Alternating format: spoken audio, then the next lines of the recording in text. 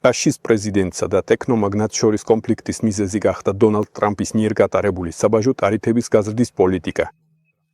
და ეს გადასახადები ზიანს აყენებს ამერიკელ ტექნოკრატ მწარმოებლებს, რომელთა ინტერესებსაც ილონ მასკი წარმოადგენს.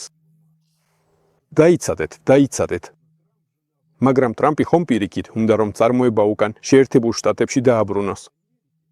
ეს ხომ სწორედ ამერიკულ ინდუსტრიას, ამავე ტექნოკრატებს უნდა დაეხმაროს. დიახ, პირიქით, ეს მათ კიდევ უფრო გააძლიერებს. მაშ, რატომ არიან ისინი უკმაყოფილო? რატომ ჩხუბობენ ისინი? დასვით საკუთარ თავს მარტივი კითხვა, რატომ გაიფანტა შეერთებული შტატების ინდუსტრია მთელ პლანეტაზე? რატომ გადავიდა ამერიკული საწარმოები აზიაში? იმიტომ, რომ ასე უფრო მომგებიანია. ნაკლები ხარჯი, ნაკლები დანახარჯი.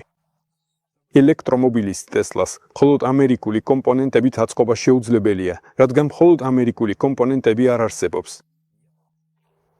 ელექტრომობილ ტესლას კვანძები და კომპონენტები მთელ მსოფლიოში მზადდება.